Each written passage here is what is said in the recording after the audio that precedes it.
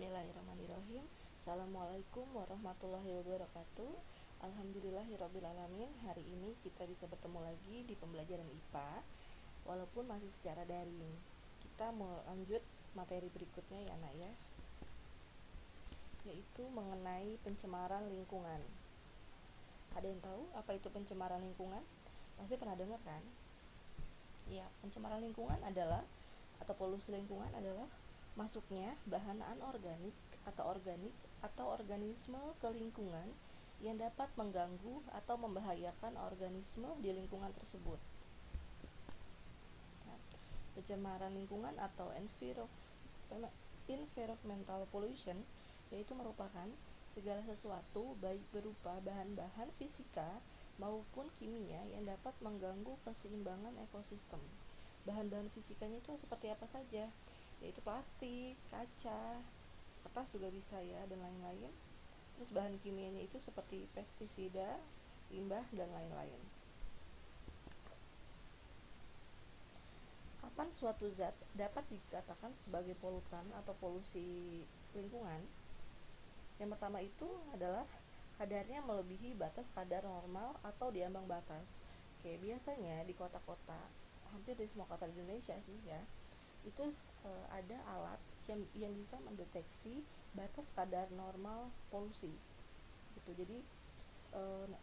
Jadi kalau misal kalian ada aplikasinya atau kalau nggak salah, jadi kalian bisa lihat nih di kota ini, misalkan di kota Jakarta atau di kota Bandung gitu, polusi udaranya itu sekarang setiap harinya gitu ya, hari ini tanggal segini ada di kadar berapa persen ya gitu, atau dan itu bisa dibandingkan dengan dengan misalkan kota A dengan kota B, itu bisa dibandingkan. Kita bisa lihat di Bekasi pun ada kalau nggak salah ya. Yang kedua itu berada pada waktu yang tidak tepat. Yang ketiga berada pada tempat yang tidak semestinya. Ini adalah gambar dari lingkungan yang alami dan yang sudah tercemar ya. Ini lingkungan alami yang tidak tercemar, dan ini adalah sungai yang tercemar. Oke, pencemaran lingkungan itu ada 4, ada pencemaran air, pencemaran udara, tanah, dan suara. Dan keempat-empatnya ini yang akan kita bahas di materi bab ini ya. Yang pertama adalah pencemaran air. Penyebabnya itu bisa dari limbah industri, limbah pertanian. Limbah industri itu biasanya pabrik ya. Limbah pertanian itu bisa dari sawah misalkan atau perkebunan. Terus limbah rumah tangga ini yang paling banyak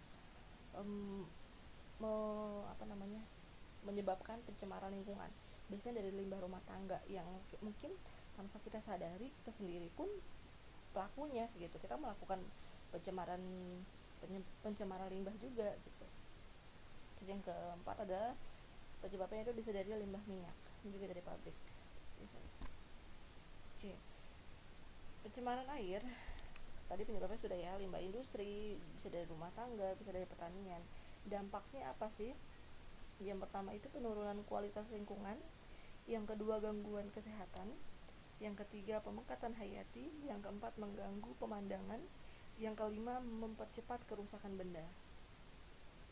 Pernah lihat nggak nak di berita atau misalkan di ya berita-berita yang saran di media sosial gitu, pernah ada paus yang dia akhirnya terdampar di pantai, dia mati gitu ya, itu karena memakan bekas-bekas sampah-sampah plastik gitu. Pernah dengar nggak? Pasti pernah lihat gitu. Bayang ya, di laut aja, maksudnya paus itu kan pasti dia hidupnya di laut yang dalam gitu, tapi dia bisa makan plastik gitu, dan plastiknya berarti sudah sampah. Artinya apa? Laut tersebut sudah tercemar oleh plastik-plastik tersebut, makanya kira kemakan sama si paus itu yang kira menyebabkan kematian. Kasian ya pausnya jadinya. Nah, cara penanggulangannya itu yang pertama bisa membuat kolom stabilisasi, yang kedua itu IPAL, instalasi pengolahan air limbah, yang ketiga bisa pengolahan SREP, recycle, reuse, reduce, dan repair. Yang kedua ini adalah pencemaran udara. Penyebabnya itu bisa dari asap dan debu, karbon monoksida, karbon dioksida, sulfur oksida, dan nitrogen oksida, juga CFC. Oke. Pencemaran udara ini paling sering banget itu terjadi penyebabnya adalah pada pencemaran yang disebabkan oleh kendaraan bermotor ya, terutama ya, baik itu motor, mobil, bis, sama kayak gini. Kalau kalian pernah ke Jakarta, ada kan namanya Metro Mini, pernah tahu ya? Ya iya, ini asapnya ini hitam. Kalau kita kan naik motor, asapnya nggak kelihatan ya polusinya gitu.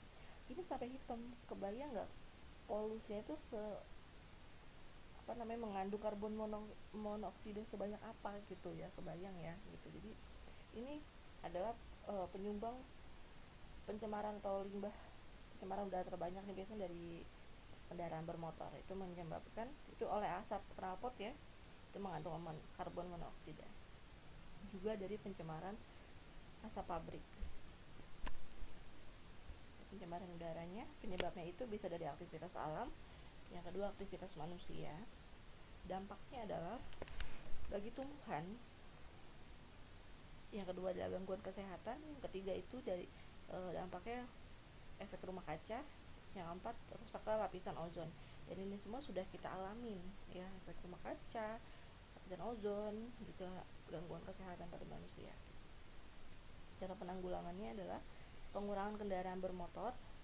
Makanya sekarang sudah banyak digalakkan untuk kalau bisa kita mengubah kendaraan kita itu menggunakan pakai sepeda. Kalau tidak, bisa pakai kendaraan bermotor yang terbuat bahan bakarnya itu dari listrik, juga tenaga surya. Tapi memang kendaraan tersebut masih mahal di Indonesia ya. Yang kedua itu menanam lebih banyak tumbuhan. Yang ketiga itu mengurangi aktivitas pembakaran. Ya, yang ketiga selanjutnya adalah pencemaran tanah. Penyebabnya ini adalah dari limbah industri, hujan asam, limbah rumah tangga, tumpukan minyak, kertas, kaleng, plastik, dan lain-lain. Ya, pestisida ini udah pasti ya, ini limbah rumah tangga nih. Limbah plastik mengurangi kesuburan tanah, pastinya jelas ya. Kita sering banget nih ngeliat sampah-sampah berserakan. Ini adalah pencemaran tanah. Penyebabnya tadi bisa dari pertanian, industri, dan yang paling banyak itu biasanya dari rumah tangga. Dampaknya adalah penurunan kualitas lingkungan, yang kedua gangguan kesehatan, yang ketiga penurunan metabolisme tumbuhan. Jadi tidak hanya berdampak pada manusia, tapi juga pada tumbuhan, bahkan untuk pada hewan juga. Cara penanggulangannya adalah remediasi dan bioremediasi. Apa ini? Nanti akan kita bahas di akhir slide ya. Yang keempat dan terakhir adalah pencemaran suara. Emang ada yang pencemaran suara? Ada. Penyebabnya adalah ini, dari suara petir, pesawat terbang, atau suara mesin pabrik, suara lintas darat, kereta api, bus, motor yang berisik gitu ya. Ini biasanya sih pesawat tinggal landas menimbulkan pencemaran udara yang karena kan suara keras banget kan. Makanya kalau bisa bandara ini rumah itu tidak ada rumah penduduk ya, tidak ada yang di dekat bandara karena memang suaranya itu bising sekali, bahkan kalau dari dekat itu bisa menyebabkan pecahnya gendang telinga gitu. Ini adalah penanggulangan pencemaran udara. Caranya sudah kita tahu lah pasti ya, mengatasi pencemaran air dan tanah yang tadi sudah kita bahas, pencemaran udara dan pencemaran suara. Ini adalah salah satu pencegahannya atau penanggulangannya, yaitu dengan remediasi dan bioremediasi. Apa itu remediasi? Remediasi adalah kegiatan untuk membersihkan permukaan tanah yang tercemar. Remediasi ini ada dua jenis, yaitu remediasi tanah ya, yaitu in situ atau on site, dan ex situ atau off site.